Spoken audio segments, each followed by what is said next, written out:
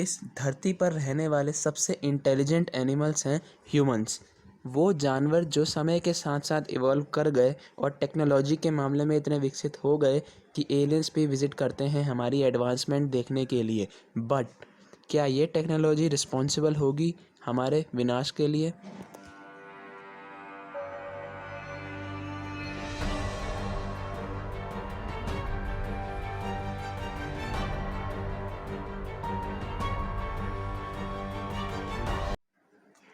The year 2022। By this era 5G technology almost हर एक country में लग चुकी थी। इस एरा तक South Korea, China including US, India almost 61 countries इस टेक्नोलॉजी को ग्लोबलाइज्ड कर चुकी थी। बट इनमें से कुछ ऐसी कंट्रीज़ भी थी जैसे कि ऑस्ट्रेलिया, ब्राज़ील, सिजेस रिपब्लिक, इंडिया और कुछ वो कंट्रीज़ जो कि हुआवे को मतलब चाइनीज़ कंपनी को अपने सिक्योरिटी इश्यूज़ में दखल नहीं देने। और जैसा कि चाइना में पहले से ही इल्ज़ाम लगते आ रहे हैं कि वो हैकिंग वगैरह करते हैं और हमारी प्राइवेसी के साथ खेल।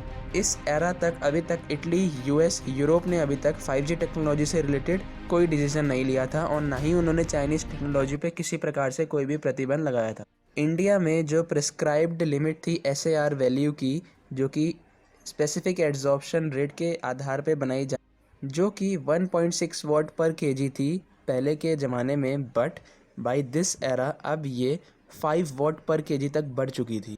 मोबाइल टावर तो देखे होंगे, मोबाइल टावर पहले कितने थे?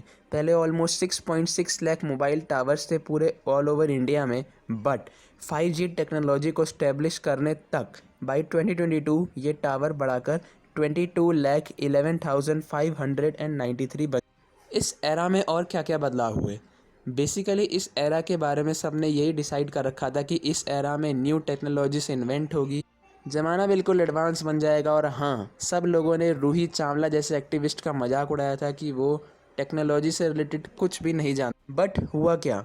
फेटल बर्थ्स हुई, कैंसर्स हुए एंड वेरियस अदर डिजीजेस जो कि प्रिवेल करने लगी इस सोसाइटी में। और हाँ, साथ ही साथ बर्ड वॉचर्स के डेटा के हिसाब से अगर पता लगाया जाए तो ओवर 15,500 बर्ड वॉचर्स जो कि ग्लोबली फैल गए थे पूरी कंट्री में, उनमें ये डेटा निकाला गया कि टोटल 867 इंडियन बर्ड स्पीसीज मौजूद थी इस एरा तक। मतलब पिछले एरा से इस एरा तक बर्ड्स की पॉपुलेशन भी कम हो चुकी है। उसका सीधा सीधा रीज़न है SAR radiation, specific adsorption rate, जो कि एक छोटी सी चिड़िया के लिए इतना पॉसिबल नहीं। आप खुद ही सोचो ना, स्पेसिफिक एड्जॉर्प्शन रेट जो कि पर किलोग्राम के हिसाब से वॉट प्रोवाइड करता है, हमारी बॉडी को एड्जॉर्ब करवाता है। एक बर्ड के वजन के बारे में सोचो, हार्डली 500 ग्राम होता होगा। तो ऐसा SAR रेडिएशन जो कि पहले से एक्सिस्ट करता था 1.6 वॉट पर किलोग्राम के हिसाब से, तो क्या इतना रेडिएशन एक स्मॉल सा बर्ड फील कर पाएगा? इतना खतरनाक रेडिएशन वो बर्ड झेल ही नहीं पाएगा और आखिरकार उसकी डेथ हो जाए। बट ये कहना भी गलत है कि टेक्नोलॉजी के साथ साथ बर्ड्स की पॉपुलेशन में डिक्रीमेंट हुआ है।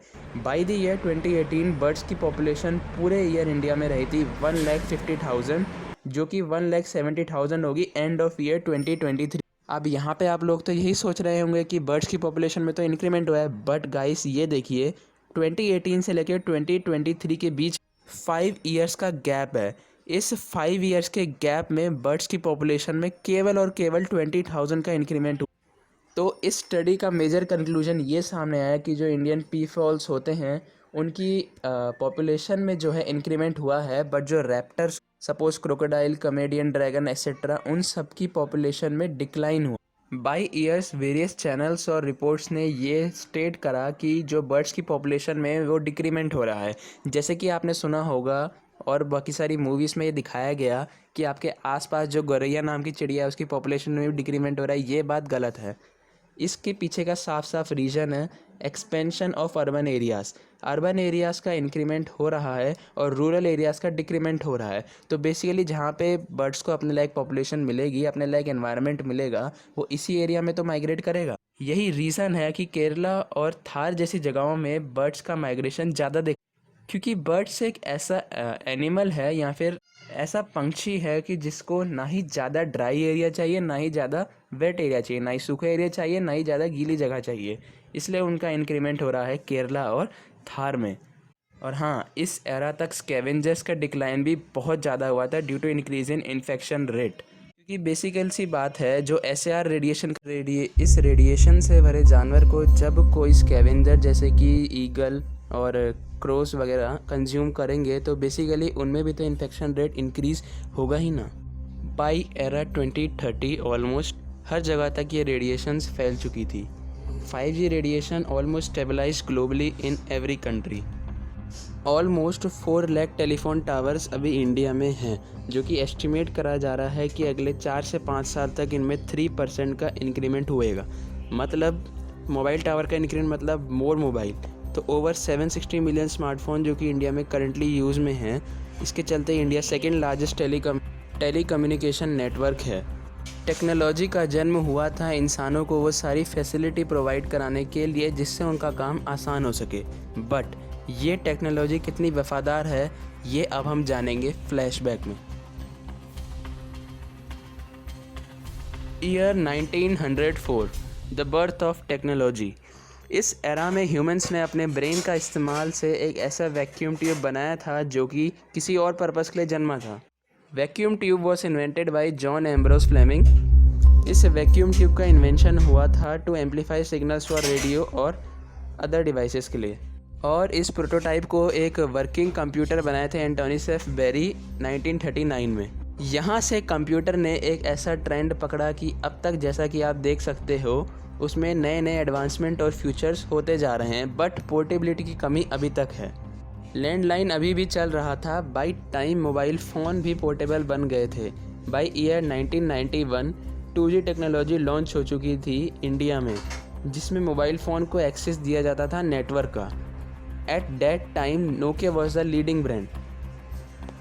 अब नेटवर्क एक्सेस प्रोवाइड करने के लिए मोबाइल टावर्स की तो ज़रूरत पड़ेगी, जिसके चलते डिफॉरेस्टेशन, सॉइल इरोजन की शुरुआत यहाँ से हो। इस एरा के अंदर 2.5G की भी इन्वेंशन हो गई थी, जो कि उतना पॉपुलर नहीं हुआ। इससे ज़्यादा एडवांस ऑप्शन था 3G। Basically 2.5G GPRS, emails, web browser, camera के साथ आया था। बट यहाँ पे गौर करने वाली बात है the difference between bandwidth of 1G and 2G। 1G और 2G के बीच में एक ह्यूज डिफरेंस था 870 किलो हर्ट्ज का। मतलब जो उन दोनों के बीच का बैंडविड्थ का मतलब है एक रेडियो फ्रीक्वेंसी के बीच में कितना गैप है। तो ये गैप में बहुत ज़्यादा इंक्रीमेंट हुआ था 2G के इन्वेंट होने के बाद। It was a huge gap of 870 kilo hertz. इस एरा की टेक्नोलॉजी का फ़ायदा था तो नुकसान भी था। कम कंपटीशन के चलते लीडिंग ब्रांड नोकिया ने अपने फ़ोन के प्राइस इतने कर दिए थे, एक कीपैड वाले फ़ोन का प्राइस मोर देन 18,000। मतलब आज के ज़माने में इतने में एक आईफोन आ जाता है और उसके साथ एक अच्छा वाला टैबलेट भी। इस एरा के एंड तक का डेटा कुछ इस टाइप से था। 1% टेक्नोलॉजी और 99% नेचर एक्सिस्ट करता था। अब आते हैं हम मौत के मुंह के पास। ईयर 2008। अपनी रोज़मर्रा की ज़िंदगी में हम रोज़ ये खबरें सुनते हैं, धरती ख़त्म होने वाली है, वोल्केनो फट जाएगा, ग्लेशियर टूटने वाले हैं, एलियंस कब कब्जा करेंगे, earthquake, tsunami, meteor, nuclear war. इन सब खबरों को मसाला लगाकर हमारे सामने इस तरीके से सजाया जाता है कि हम असल खबर तक, असल मुद्दे तक पहुंच ही नहीं पाते हैं। जो असल मुद्दे की बात है हम वो क्यों नहीं करते हैं? आखिर क्यों हम सेलुलर रेडिएशन को इतना इग्नोर करते हैं? इंडिया में प्रिस्क्राइब्ड EMF लिमिट थी 1.31 वॉट पर केजी 2012 तक।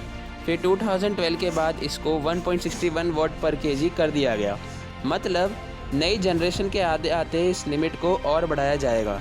मतलब कम से कम 5 वॉट पर केजी इसकी लिमिट हो सकती है। मीन्स अगर आप थोड़ी बहुत कैलकुलेशन करो तो 30 × 5 = 150 वॉट की रेडिएशन आपकी बॉडी एब्जॉर्ब कर रही होगी। और इसका फ़ायदा किसको होगा? इसका फ़ायदा डायरेक्ट होगा चाइना को, जो कि हब है इन सारे मोबाइल टावर मैन्युफैक्चरर्स का और वेरियस मोबाइल फ़ोन्स का जो कि हम यूज़ करते हैं। इस घोड़ों की अंधी दौड़ में चाइना दौड़ रहा है और हम सब उसके पीछे पीछे दौड़ते जा रहे हैं। एक ना एक समय ऐसा जाएगा जब इस अंधी दौड़ में चाइना हम सबको ले डूब।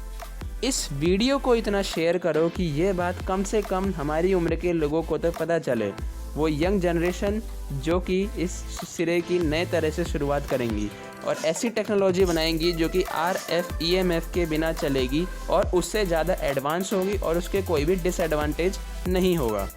अदरवाइज़ जो हो रहा है होने दो और मौत का तमाशा देखते रहो। Thanks for watching.